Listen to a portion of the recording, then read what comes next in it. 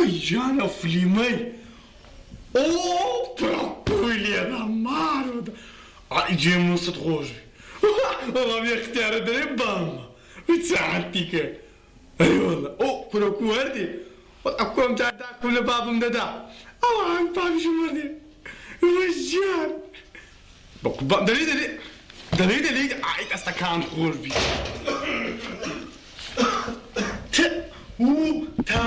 تاو روس تا ليس ولا قصدك قل هسه شباب كابرنا مش هسه علي بابا تو لما راح تكون يسكا ما دا اوتوماتيك يكون يسكا ولا من الشارع دي زندية با فرد خوري الله بايدان هو تشي ما بعرفه زارا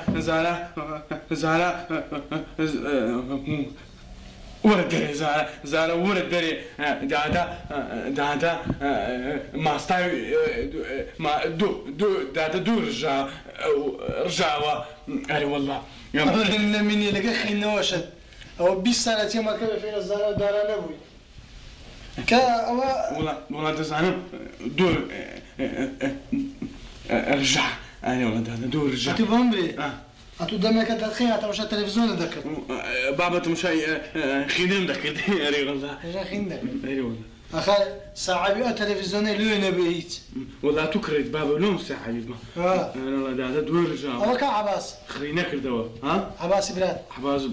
وين لا لقى برادرنا شو أولى أبي تشايل ودخونو يتمشى التلفزيون دخل أبي شيء سيني دخل غازينو أي غازينو إذا ما شبه رمضاني لغازينو سيدك والله بابا مرة لا أبوه أي والله زورا دو من دار تبي أو بي عباس يجيب سيدك غازينو بابا تعمل له تاني لو بابا لو دنو كل دنو بس بني هناس بام هناس ندرك دي ولو بابا خوص بيناسني أوي بازاري كل اسمه دلو باشي هناس لا شق الزخور هاشا شي من بابا أجئتو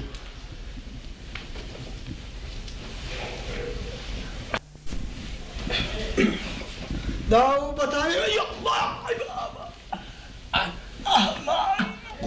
أي بابا ما خانك راتو بالفقال سرك يلادني بخوش ناون جادك يدبر كل هاي أنا أبوي كدونا دود بنو هم نخون نخوين مو زام تشوفهم أزيد بيعيشت بروك ما حيدر بيتاني أو ليه رزاني ما لهمش جا تلفزيون هذا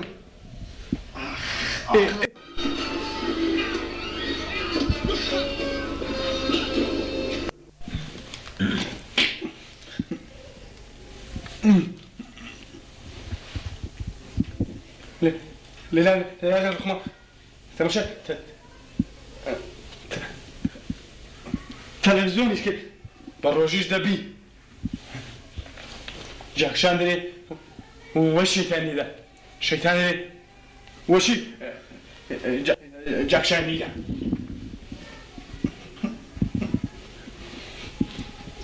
بروجيش دبي لبنو ده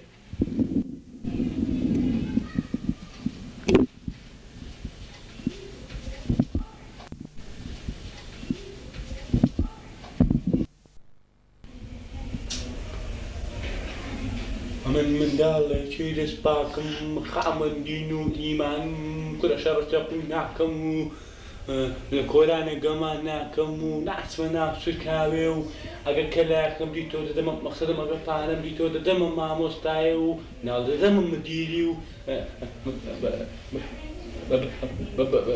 بجي بابم دكمو علي والله أول بنكر عبد السبندر ما مستع آزاد شعركم لبنكر بس كلمك آخر نازعنا زونا في بيها بقى مستيع والله تبى تربج اوه الرقم خليني شاف ولي يقدر ما تساور لكم تفلمك خلاص باشا بام هذا يبن خورينا بره يخوابي بروجيش دبي بخوين بابا كوي عمر دريج كنترولك تسيلا كنترول وين درب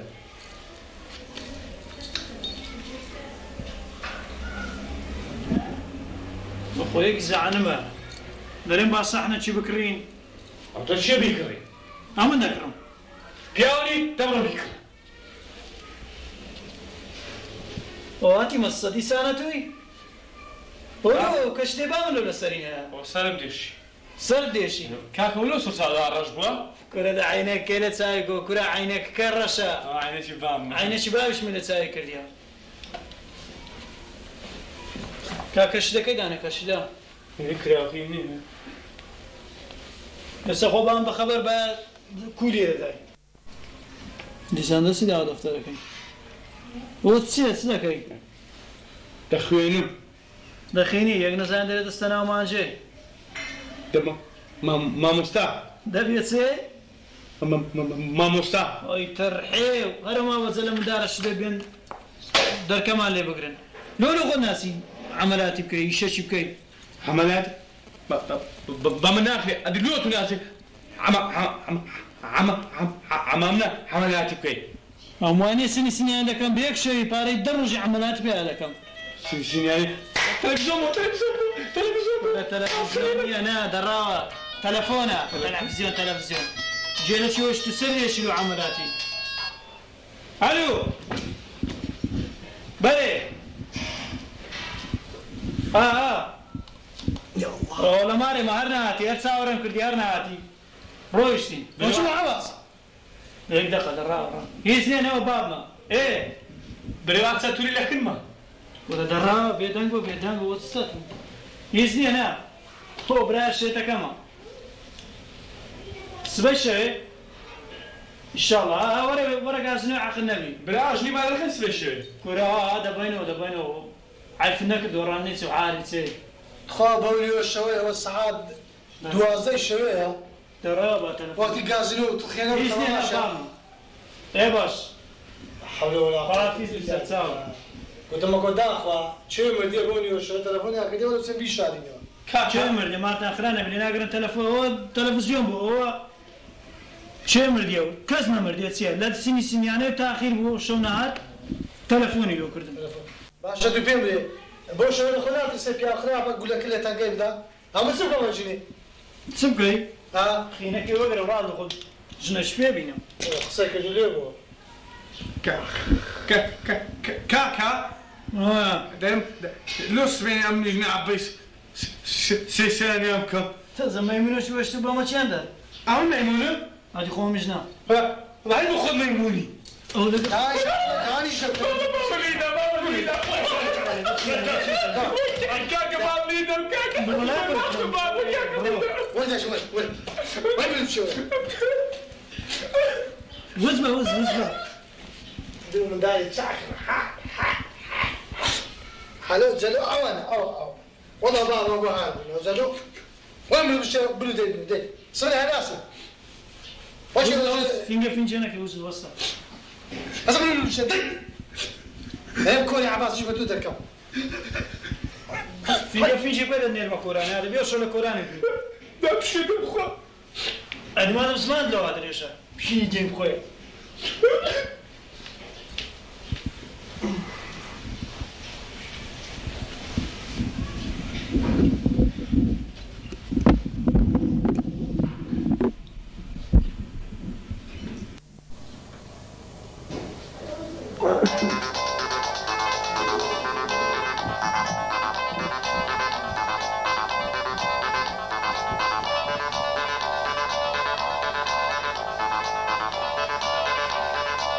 هذا لا صار شبيه هذا مكس صار عن قدرة الزارين أو صار جدا هذا زين ودي وزيتي شباب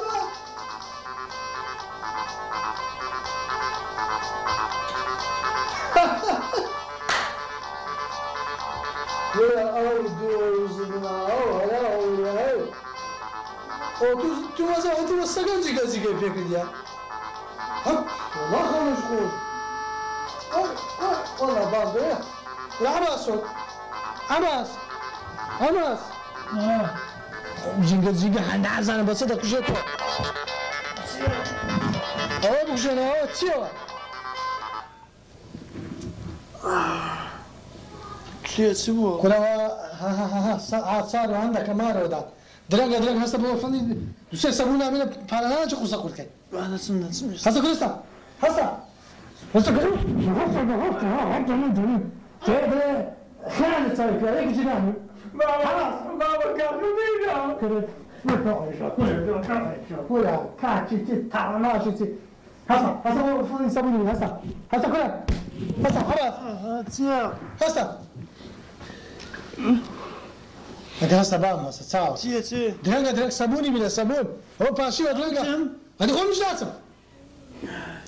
شيء أما الخير أستا يعني مش أستا ها بارد تركا كده بس سريع أستا بارد تركي لو تيجي تسوي ما تكبر عبت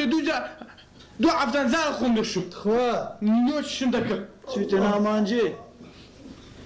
شانم بكم وتوشي أنا ما صنع عندك إيش هسه بنا نستا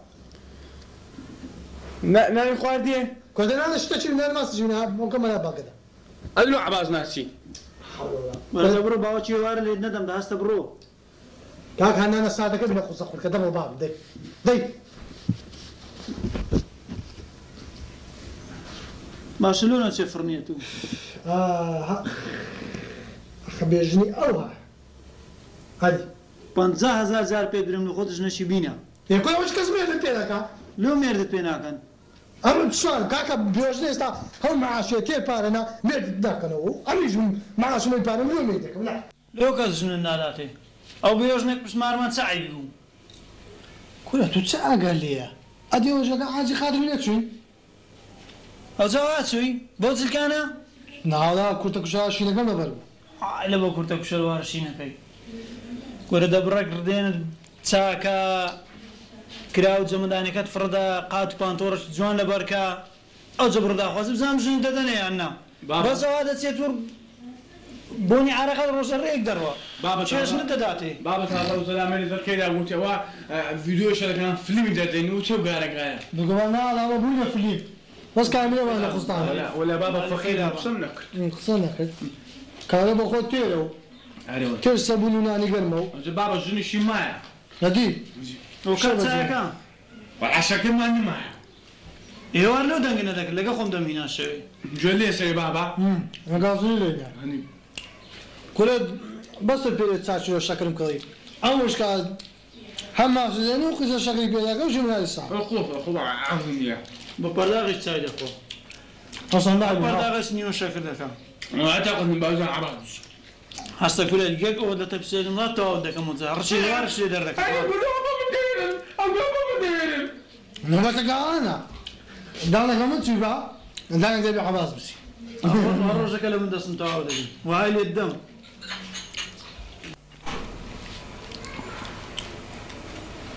لا لا كوكا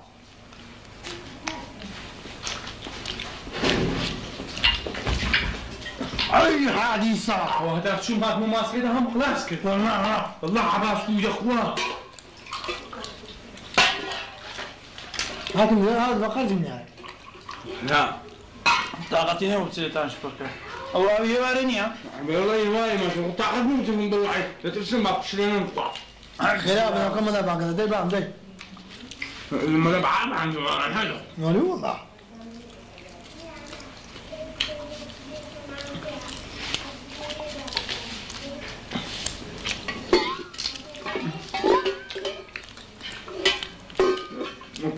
وفالو حرقوا عباس الله أكبر الله أكبر ونانا كنا رشانيا الله أكبر الله أكبر ولينا قوا باركم بتواتي لقوس بس تخوان بانجد أشهد أن لا إله وأنا عدد عدد ده دقة بيشهم ولا يشبعنا ده أشهد أن لا إله إلا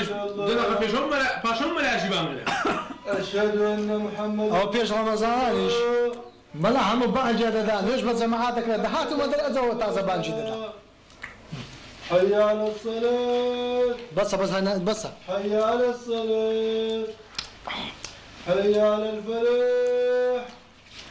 حي على الفلاح كورة بس ملا بانجي دا ملا وشتاني نبوتو أكبر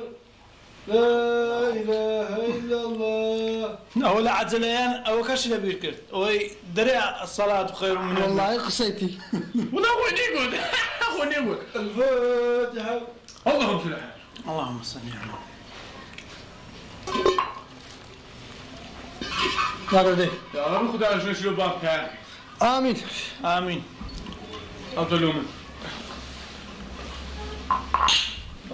حتى شرعنا من الولد ولكن أنا كان لقى خدا قرودي حتى شرعنا من بنا الله شنو مزقفة ده بام ده درجة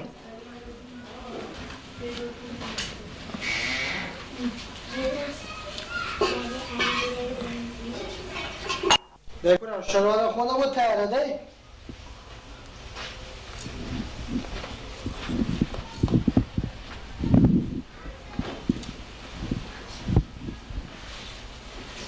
بابا بابا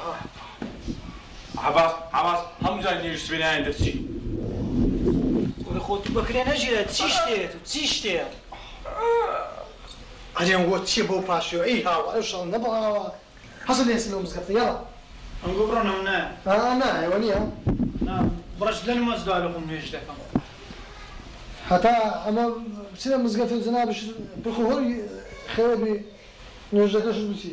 لا عباس نمجنا حتى ما استقوا بتشي والله وتسمين ششكة يقنعني أنا أو نيسكا كي هواري بس اللي دارشة حسن يلا لو مزقفة بيش قدي زين هسه ديتو لا كل بعد حكيت مو حسن عيب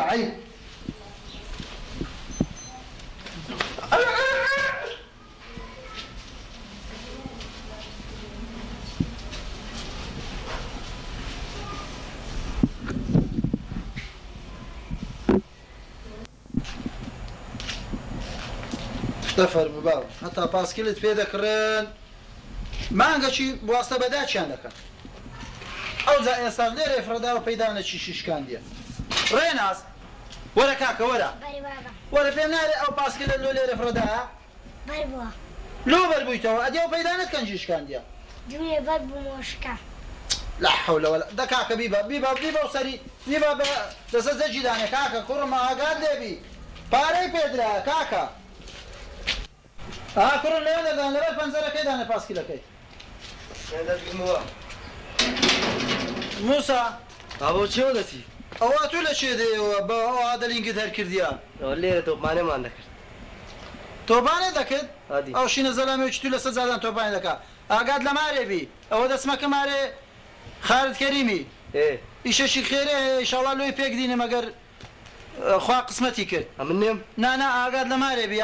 ميوانك كسك ديتيرا بريو تشي تكمار خارمك كسات إذا باش. باشا باش. خافي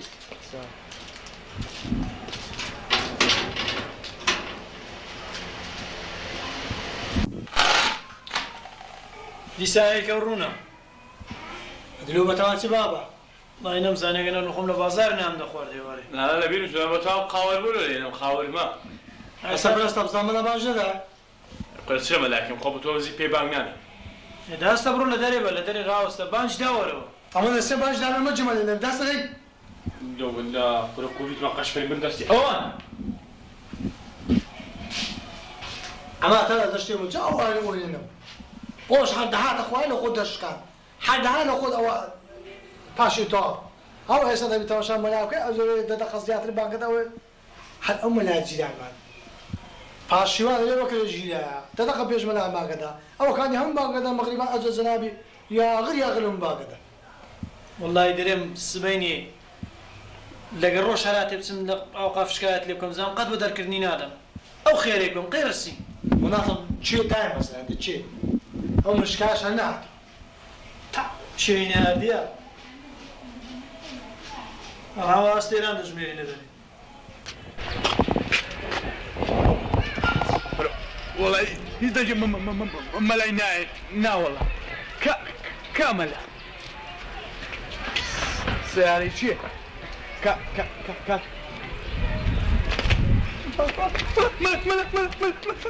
ملا تعال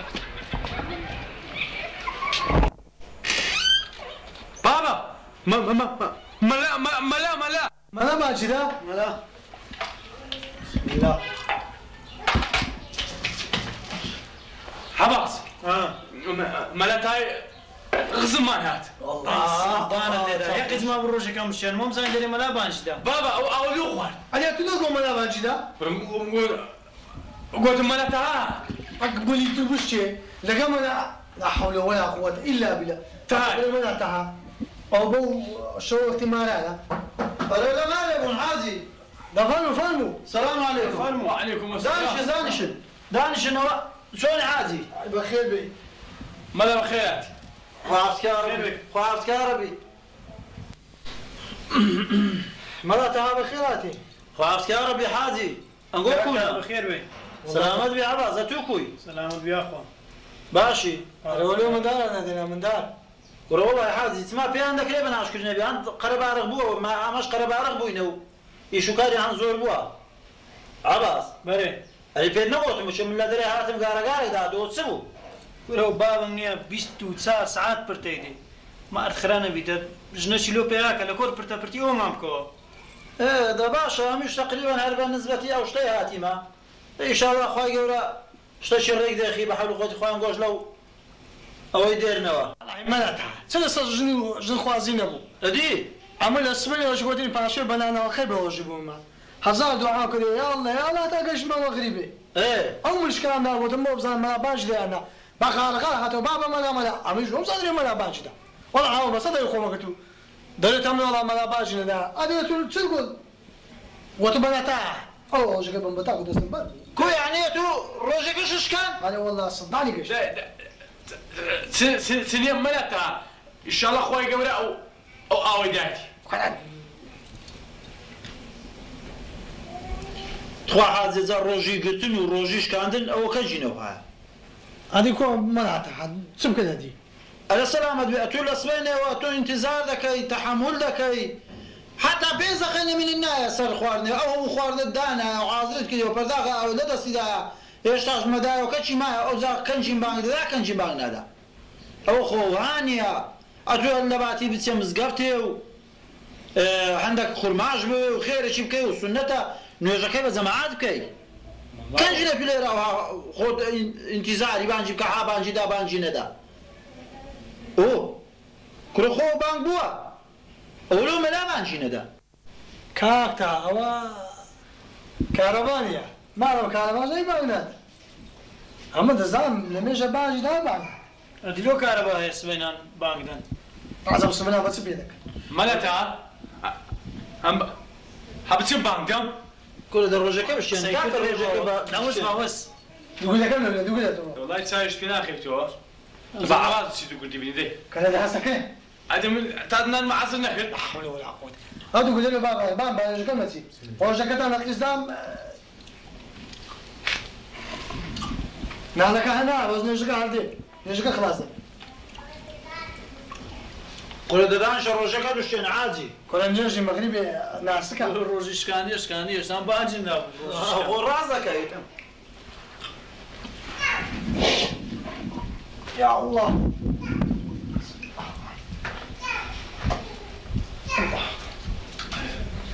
الله ملاتا ها المناخ يا رب صلاة الله قلقل وطريقة هرناي الله سبحانه العظيم سبحان الله لمن حمده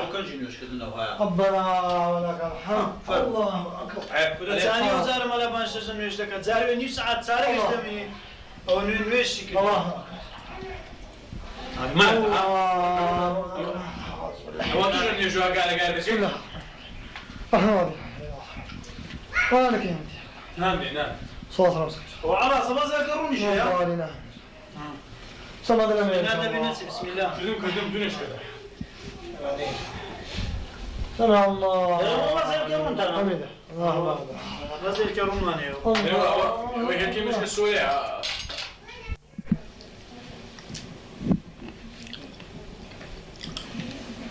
ذات خو أو كنجي نواجه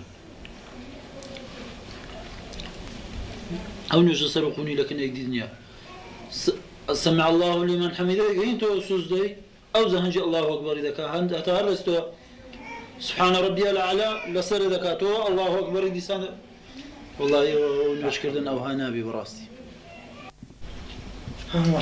كاكا أولو ما رشا إنك حميد مجيد. السلام عليكم ورحمة الله. وجه عيني السلام عليكم ورحمة الله. أيوة البركة. السلام عليكم. يا أخو بخير لك. أي خدا عافتك يا ربي حاجي سلامت يا أخوان. أري حاجي. بله. أتو تخوا أو تسمع جربو كردت بي بس بيمبري. كوي يعني مقصد شكانتا. إيه كورا ما أدخلنا أدبي فلا قلت كد كردو دود ندوك العادي داو هستا يا سلامك الدواء سلامك الليلة دواء زين سلامك الجيان ديره. برسي كلام زول يجك تعاقم ولا كم خون. أو جابران والله على زماني في غمري صلى الله عليه وسلم أو نجا دوباره وسباره في ذاك اليوم. كوي يعني. أدخوا رازينا دبوا تو نوع نوجي بكي. النوج دبي بريكو بيشي بكري. أتو شين روجي دشاني ما دام ناس يمزقفته جماعاتي ناكي. دانيشة بختنا أنا كي خود مخو خود مرتاح كا أو زاب مرتاحي الرسول دوغل ده نوجا كي لو خواي جوربك. والله كان ساعة. حد ينجي مغربا الناس كزوبي كي باشا. آخر أجر طعام عازر بو نابين بسياسة نوجه دنا ماش كلا سنوجه نابين ماش كلا لسه خوانا كيا. كنا والله سكت واسا من دقول دبي هيك كذا بملي مسلمك. هتا خلاص دبي وانيا. الآنش نانا كيف خو بختنا نوجه كي دوباره كوا. أجرنا نوجه كا براسي تقريبا وانيا عباس. والله ما وصلت قسيتوا أو تسنوي جنوب بام كردي وزو معدل ويجي هذاك